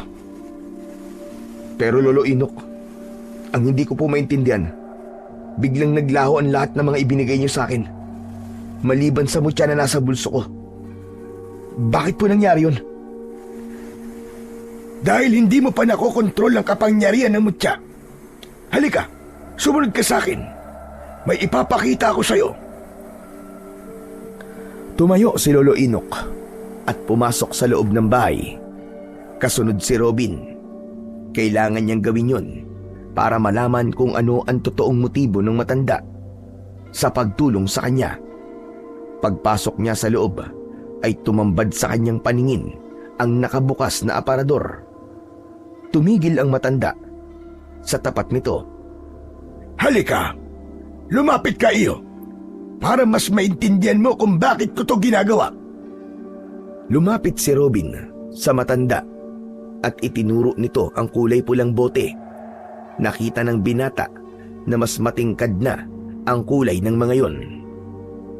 Ang nilalang na nakakulong sa kulay pulang boteng ito ay aswang na pumapatay ng bata at matanda. Nararapat siya sa loob ng boteng yan. Ang nangyayari sa enerhiyang nakukulong dyan ay unti-unti siyang pinapatay. Kung ano ang ginawa niya sa kanyang kapwa, ay yun din ang mangyayari sa kanya sa loob ng bote. Hindi po ako halos makapaniwala na magkakasya ang kanyang enerhiya sa loob ng boteng yan. Walang imposible sa kapangyarihang taglay ng bote, Robin. Sinasabi ko sa iyo ang lahat ng ito para malaman mo na karapat-dapat silang parusahan at makulong dyan.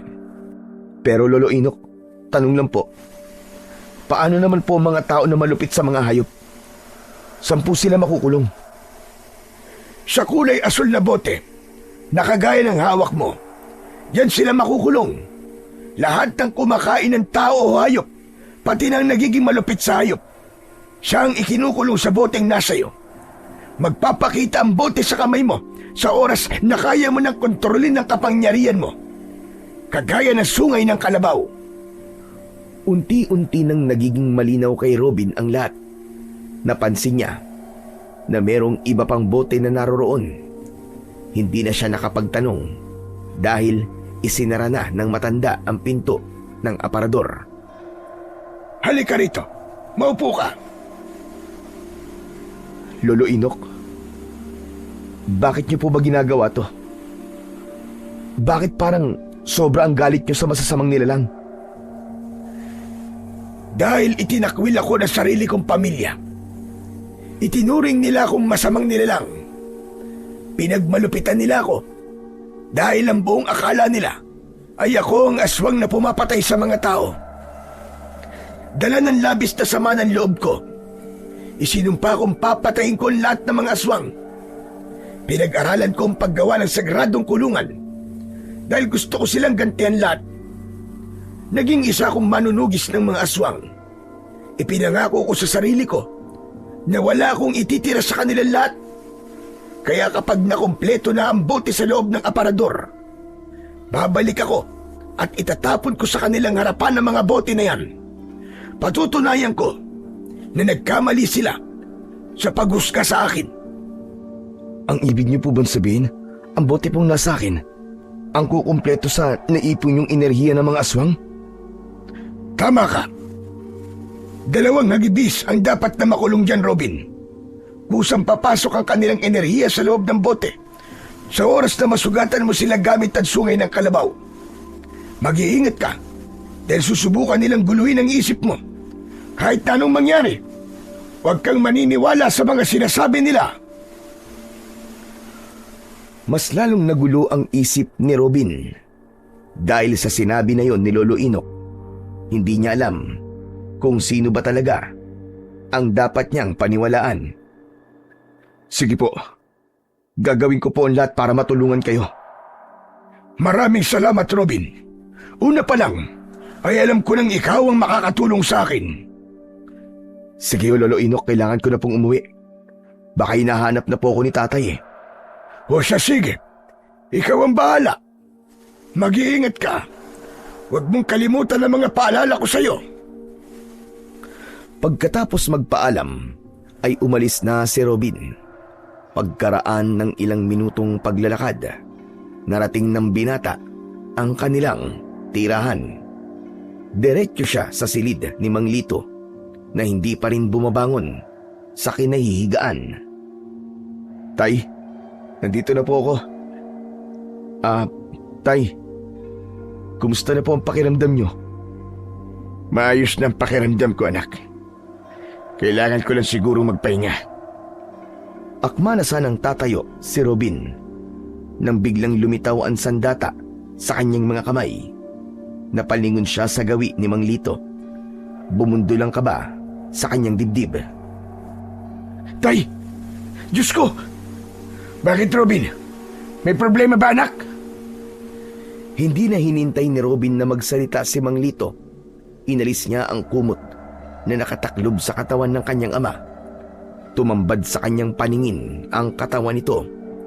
Walang sugat at malakas ang pangangatawan. Maaaring maloko niyo ang paningin ng mga tao. Pero hindi ang mga mata ng taong may hawak ng mutya na sungay ng kalabaw. Tay, isa kang aswang na hagibis. Tama ba? Isa ka sa mga nilalang na hinahanap ni Lolo Inok. Napaawang ang bibig ni Mang Lito. Bumakas ang takot sa anyo nito. Lumapit ito sa kanya. Paano mong nalaman, anak? Pagmasdan mo, tay. Pagmasdan mo. Hindi po ba't nakikita niyo po ang 2 sungay ng kalabaw na nasa mga kamay ko? Kaya pala. Nang gabing pumasok ako sa loob ng kwarto niyo, nagbalot kayo ng kumot para hindi ko makita ang totoong itsura ng katawan niyo. At dahil hindi ko pa nakokontrol ang kapangyarihan ko, hindi ka kagad nakilala ng mutya. Imposible ito. Paano nangyari yun? Paano napunta sa mga kamay mo ang kinatatakutan naming sandata? Ibinigay po sa akin to ni Lolo Inok, tay. Para tugisin at patayin po mga kagaya nyo. Kung kayo ang aswang, ikaw rin po ba ang nanakit sa akin kagabi? Hindi, anak. Dahil ako mismo ang nagligtas sa iyo kagabi. Naguguluhan na po ako, tay. Hindi ko na po alam ang gagawin ko. Litong-lito na ako. Anak, huminahon ka.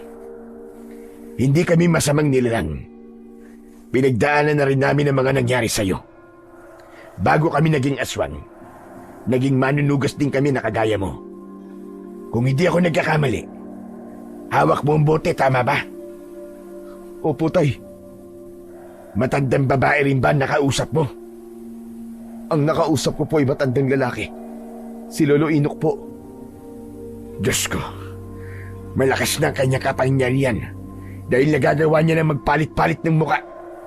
Alam niya na kung paanong paiikutin ng taong mabibiktima niya.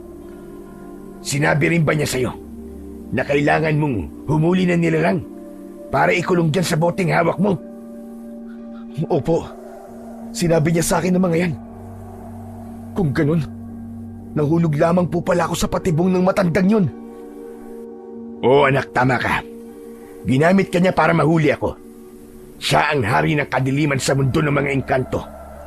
Siya si Aswang, ang hari ng lahat ng mga aswang. Pero bakit po kayo pumapatay ng tao, Tay? Anak, kahit kailan, hindi ako tumikim ng dugo o karni ng tao. Lahat kami ay nakokontrol ang sarili dahil biktima lang din kami. Naniwala ako sa magagandang kwento ng matandang yun. At ngayon, ikaw ang ginamit niya para mahuli ako. Ang nanay mo, hindi siya totoong namatay sa sakit. Pinatay siya ng hari ng kadiliman. Siya ang ginamit na alay para sa kapangyarihan ng mga bote. Dahil ang iyong ina ay may dugong salamangkera o mataas na uri ng kapangyarihang puti. Patawarin mo ko anak, kung ngayon ko lang ito pinagtapat sa'yo. Tay, bakit? Bakit niyo po ito tinago sa akin? Sa kalagayan kong ito, maniniwala ka ba? Wala akong lakas ng loob para sabihin sa'yo ang buong katotohanan. Tay, paano na po? Ano na po ang gagawin ko ngayon? Alam ko kung paano matatalo ang hari ng kadiliman. Kailangan ng pinagsamang dugo ng dalawang hagibis, dugo ng kalabaw, at ng may tangan sa mutya. Tay, nasa loob na po ng bote ang pinaghalong dugo namin ni Asur. Dugo na lang po ng dalawang hagibis ang kulang. Pero paano ko po gagawin yun? Saan natin hahanapin ang isa pang hagibis? Kailangan natin ng matinding pagpaplano anak. Buhay na natin na nakataya rito. Ang kailangan muna ay palitawin ang bote. Nangyayari yun kapag nagkikiskisa ng dalawang sungay na hawak mo. Sige anak, subukan mo. Sinunod ni Robin ang utos ni Mang Lito. Pinagkiskisa niya ang dalawang sungay ng kalabaw. Mula sa kanyang harapan, lumitaw ang kulay asul na bote. Nakalutang yun sa hangin. Napatingin siya sa gawi ng kanyang ama na si Mang Lito. Pero tay, sa oras na kunang kita ng dugo gamit ang sungay, baka naman po mamatay ka. Hindi ako mamamatay anak, maniwala ka. Dahil susundin mo ang iuutos ko sa'yo. Una, hawakan mo ang kamay ko. Susugatan mo ko sa braso gamit ang sungay ng kalabaw. Kapag nagawa mo yun, wag na wag mo kong bibitiwan kahit anong mangyari hanggat hindi naghihilom ang sugat ko. Pero tay, sigurado po ba kayo? Kailangan subukan para makaligtas tayo anak. Pero kung mangyari man yun, gawin mo ang lahat para mapatay ang matandang yun. Ipangako mo sa akin. Nanginginig ang kamay na hinawakan ni Robin ang nakalutang na bote. Binuksan niya ang takip at humarap sa kanyang ama. Ipinatong niya ang bote sa lamesa habang hawak niya ang braso ni Mang Lito. Bakas sa muka ng kanyang ama na napapaso ito sa kamay niya, kaya binilisan niya ang paghiwa sa braso nito. Pumatak ang dugo sa bibig ng bote. Hindi niya rin binitiwan ang kamay nito hanggat hindi naghihilom ang sugat ng kanyang ama. May kakayahan po pala kayong magpagaling ng sugat niyo, tay. Pati si Asur. Hindi po pala siya pangkaraniwang kalabaw. Kaya pala inatake ka niya dahil alam niya na ikaw ang matagal na nilang hinahanap. Ngayon na lamang po naging malinaw sa akin ang lahat, tay. Kung bakit pinatay ng aswang na si Agibis, si Asur. Pinag-aaway niya tayo anak para matupad ang matagal niya ng pinapangarap, ang makabalik sa mundo nila at maghasik ng lagim. Hayop siyang lintik siya. Demonyo siya. Muntik na ako maniwala sa matandang nina. Humanda talaga siya dahil pagbabayarin ko siya sa lahat ng ginawa niya. Lalo na sa pagpatay niya kay nanay. Hindi siya madaling talunin anak, kaya mag-iingat ka pa rin. Sa ngayon, isa na lang ang kulang. Kailangan natin gumawa ng plano para mahulog naman sa bitag natin ang matandang yon. Agad na nagsagawa ng pagpaplano ang mag-ama, pati na kung paano nila mahahanap ang isa pang hagibis. Pagsapit ng gabi, naunang nagpunta si Robin sa gubat, kasama naman ang kaibigan niyang si Dondon. Kasama nila ang mga kalalakihan na voluntaryong sumama sa kanila sa gagawing pagroronda, habang si Mang Lito ay nasa paligid lamang nila. Maya-maya pa ay biglang dumating ang pinuno ng mga aswang. Kapag sineswerte ka nga naman, ang palay na mismo ang lumalapit sa manok. Sa isang iglap, lumitaw sa kamay ni Robin ang 2 sungay ng kalabaw. Uminit din ang mutya na nasa bulsa niya. Palatandaan na ang hinahanap niyang isang hagibis ay wala ng iba kundi ang nilalang na nasa harapan niya. Tumigil ka! Alam kong ginagawa mo to para magiganti dahil sa nangyari sa'yo. Alam ko na hindi mo sinasadyang pumatay. Dahil kapag hindi mo yung ginawa, ikaw naman ang mamamatay. Lumapit ang halimaw sa harapan ni Robin na parang handa ng umatake. Pero hindi natakot ang binata. Matapang niyang nilabanan ang titig nito. Ilang sandali pa, dumating ang isang hagibis, ang kanyang ama. Nakatingin ito kay Robin. Kung ganun, nakausap na pala ni tatay ang halimaw na nasa harapan ko. At bahagi na lang ito ng pagkukunwari namin. Ayos! Gumana ang plano. Bulong sa sarili ni Robin, nagkunwari silang 3 na maglalaban. Sinadya ni Robin na huwag patamaan ng mga ito ng kanyang sandata. Hinayaan niyang bugbugin siya ng mga ito. Ang mga kalalakihan na kasama nila sa pagroronda ay kumaripas naman ng takbo dahil sa labis na takot. Naiwan si Dondon na nakatayo sa kanyang likuran habang nakatingin sa 2 hagibis. Itinaas ng binata ang 2 sungay ng kalabaw at pinagkiskisan yun. Sa isang iglap, lumitaw ang kulay asul na bote. Kinuha niya yon at binuksan. Sa kanilapitan ang 2. Ito na magiging katapusan nyo!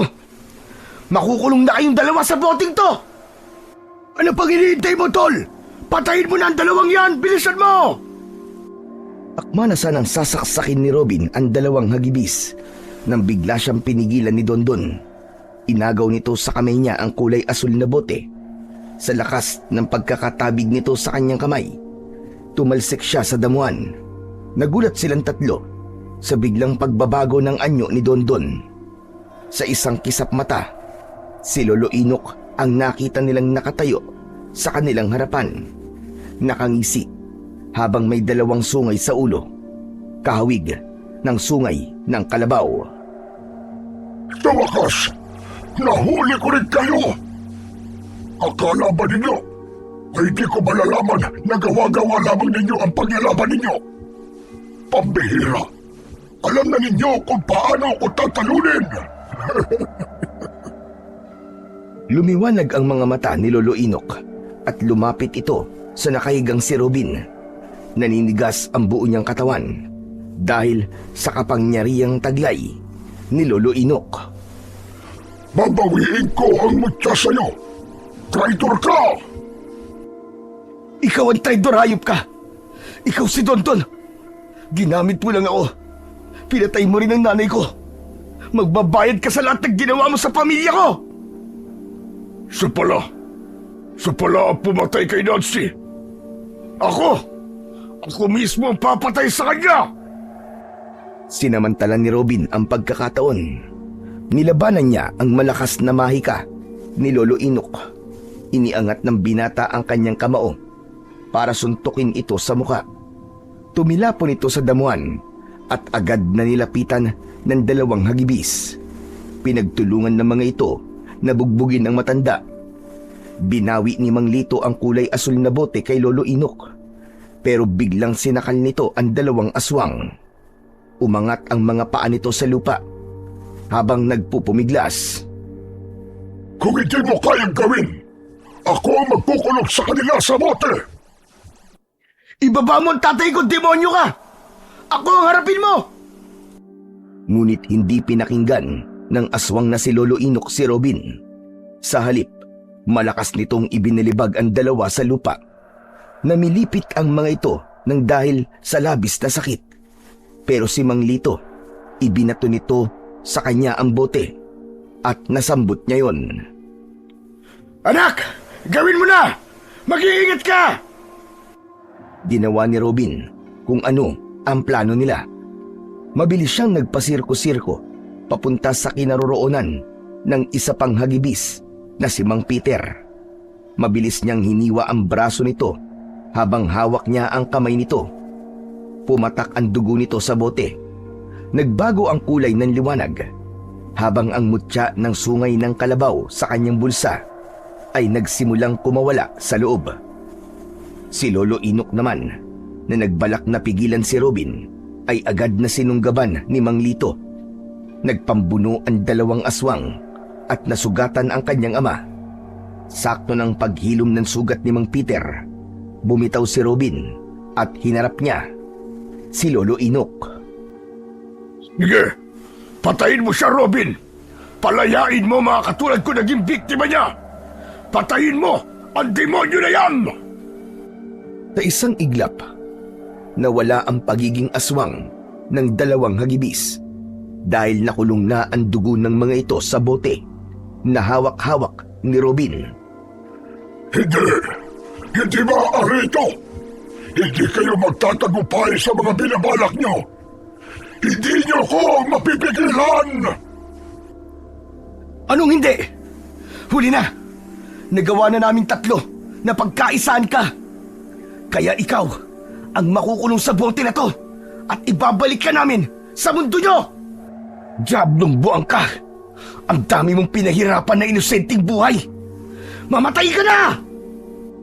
Ubod lakas na sinaksak ni Robin ang dibdib ni Lolo Inok direkta sa puso nito at inilagay ang dugo sa bote.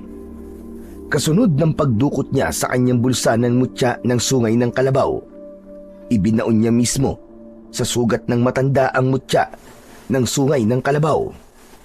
Paulit-ulit niyang binayo ang dibdib nito hanggang sa lumubog ang mutya sa loob mismo ng sugat nito. Sumuka ng malapot na itim na dugo ang matandang ermitanyo at nagkikikisay ang katawan. Lumayo si Robin. Pinanood niya kung paanong natunaw ang katawan ng matanda hanggang sa may lumabas na kulay itim na usok at pumasok sa nakabukas na bote. Kusang nagsara ang takip nun at naglaho sa kanilang paningin kasama ng dalawang sungay ng kalabaw. Nangihinang napaluhod naman sa lupa ang binatang si Robin. Agad namang lumapit sa kanya si Mang Peter at ang ama niya na si Mang Lito. Anak, ang galing mo. Nagawa mo, anak. Natalo mo ang hayop na yun. Pinagmamalaki kita. Salamat, Robin. Iniligtas mo kami. Ang galing mo. Natapos mo ang kasamaan niya. Ligtas na ang baryo natin. Wala na ang kadiliman. Payapa na ulit ang lahat. Ano na po ang mangyayari sa aparador po ni Lolo Inok? Muling magbubukas ang aparador. Makakalaya ang lahat ng mga nakakulong sa bote. Matatahimik na ang kanilang kaluluwa. Matitira lang ang bote na naglalaman ng dugo nating apat. Ibabalik yun sa kanilang mundo. Ang aparador na nakikita mo ay isang lagusan papunta sa mundo ng mga engkanto. Kung kasama po ang dugo natin sa pagpasok po sa lagusan nila, ano na po ang mangyayari sa atin, Tay? Sabihin niyo nga po. Magkakaroon tayo, anak, ng kakayahang tumagal sa sikat ng araw. Bilang magsasaka, magagawa natin magtrabaho nang hindi napapagod. Kahit maghapon pa. Dahil ang dugo ngayon na dumadaloy sa ating mga ugat ay nabigyan ng kakayahang pang-immortal. Ako naman, hindi na ako aswang. Magagawa ko na rin magtanim ng palay nang hindi napapaso sa sikat ng araw. Maraming salamat talaga. Akala ko'y hindi na mangyayari ang pagkakataong ito. Salamat sa iyo, Robin. Pero, Mang Peter, paano po mga napatay niyo? Ang mga alagad niyo po, ano na po mangyayari sa kanila? Mawawala na rin ang pagiging aswang nila, Robin. At ito tatandaan mo, Robin. Tulad ng ama mo, kahit kailan, ay hindi ako pumatay ng tao para gawing pagkain. Ang lahat ng mga nakita mo ay ilusyon na likha lamang ni Lolo Inok. May kakayahan siyang magpapalit-palit ng anyo. Kahit na anong muka ay kaya talagang gayahin. Kaya hindi siya nakikilala ng mutya ng sungay ng kalabaw na hawak mo. Dahil sa kanya yun ang galing. Hindi ka ba nagtataka? Sa dinami-rami ng ibibigay niya sa'yo, ang sungay pa ng kalabaw ang napili niya. Ano ba ang kahulugan ng sungay sa mundo natin? Sige nga, baka nalalaman mo. Teka, kung di ako nagkakamali, sungay, hari ng dilim. Hari ng dilim o kampo ng kadiliman. Tama ka. Matalino ka talaga. Sa una pa lang ay nagpayag na siya ng kasamaan dahil ang sungay ang sumisimbolo sa kanyang pagkatao at pinanggalingan. Kaya pala, nagduda na ako kay Dondon noon. Dahil magmula nang makilala mo siya, nagbago na talaga ang pag-uugali mo. Madalas kang uminom ng alak. Palagi kang tamad kumilos. Pambihira. Matagal niya na pala kaming natuntun at nagpapanggap sa harap namin para magawa ang lahat ng binabalak niya. Pagkatapos nilang mag-usap, ay magkasama silang umalis sa lugar na yon. Ang dating magkaribal sa puso ng kanyang ina ay magkasama at magkaramay laban sa hari ng kadiliman. Pagkalipas ng 3 araw, magmula ng labanan na yon, bumalik sa dati ang katahimikan ng baryo. Nakakalabas na ang mga bata kahit umabot pa ng gabi at nakakapaglaro ng maayos sa labas. Ang mga tao naman ay nagagawa na ang kanilang mga gawain nang walang halong takot. Nawala ang pamiminsala ng mga aswang at bumalik ang sigla sa palayan. Ipinagpatuloy ng mag-ama ang pagtatanim nila ng palay at iba pang mga gulay. Isang patunay na gaano man kabigat ang pagsubok na kakaharapin, may bukas pang naghihintay para sa atin. Sa kwento na ito ni Robin, pinatunayan na hindi lahat ng nakikita ay totoo. Hindi lahat ng masasama ay masama. May karapatan silang mabuhay at bigyan ng pagkakataon para magbago. Si Lolo Inok, ginawa man niya ang lahat para masakop ang mundo ng mga tao para sa paghihiganti sa kanyang pamilya. Nanaig pa rin ang puwersa ng kabutihan. Napatunayan ng binata na ang mabisang panlaban talaga sa lahat ng uri ng kasamaan ay ang pagkakaisa, pagmamahal at higit sa lahat ang pananampalataya sa Panginoon laban sa lahat ng pagsubok na haharapin.